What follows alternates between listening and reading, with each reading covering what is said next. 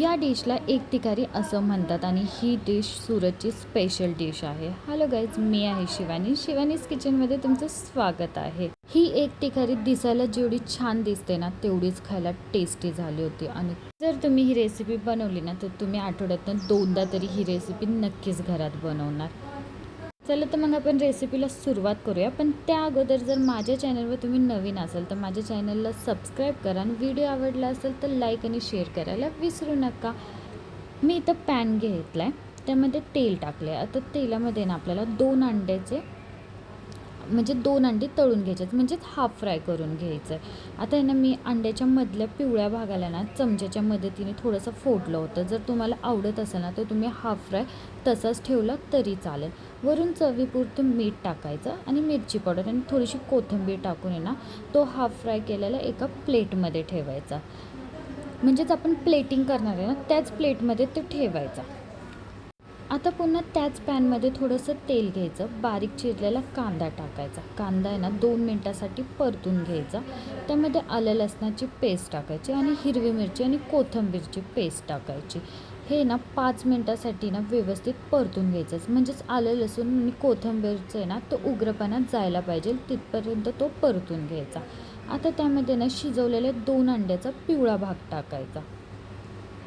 घरात अवेलेबल असेल तर कांद्याची पात टाकायची, चवीनुसार मीठ टाकायचं, गरम मसाल्याची पावडर टाकायची आणि हळद टाकून आहे ना हा मसाला 5 मिनटासाठी व्यवस्थित परतून घ्यायचा.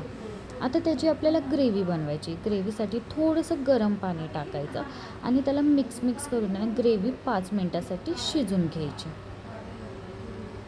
ही एक तिकारी ना खरंच खूप टेस्टी झाली होती. तर तुम्ही एकदा नक्कीच ट्राय करा आणि जर तुम्ही ही डिश ट्राय केली ना तर मला नक्कीच कमेंट करून कळवा की तुमची ही डिश कशी झाली होती.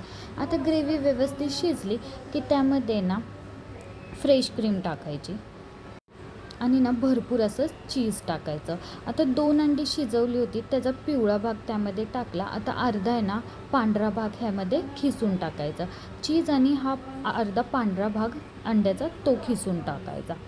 बारीक चिरलेली कोथिंबीर टाकायची आणि ही ग्रेव्ही ना पुन्हा 5 मिनटं मिक्स करून घ्यायची, म्हणजे शिजून घ्यायची. क्रीम, चीज आणि ना मस्त ही ग्रेव्ही ना अशी मिक्स झाली पाहिजे, म्हणजेच टेस्टी लागते खायला.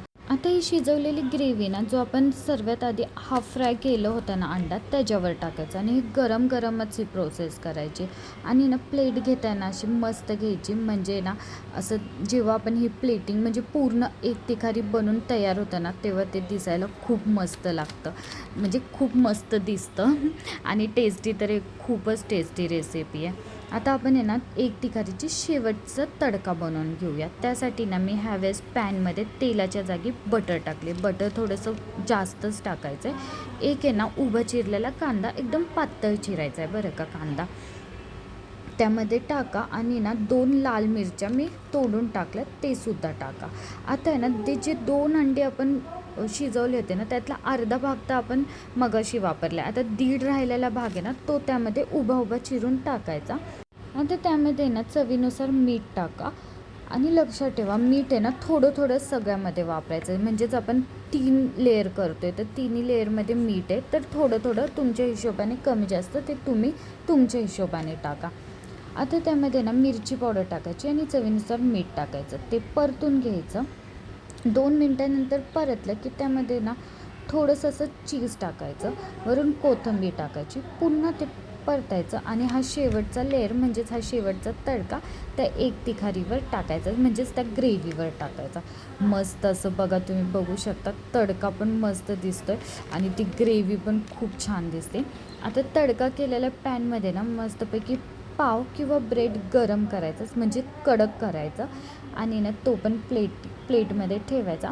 वरून एक अंडा तळून, म्हणजेच हाफ फ्राय अंडा तळून ठेवायचा, अजून दिसायला छान. वरून चीज टाका, कोथिंबीर टाका आणि मस्त ही एक तिखारी ना गरमच सर्व करा आणि एन्जॉय करा. खूप टेस्टी आणि जबरदस्त डिश आहे. एकदा नक्कीच ट्राय करा आणि माझ्या चॅनलला सबस्क्राईब करायला विसरू नका.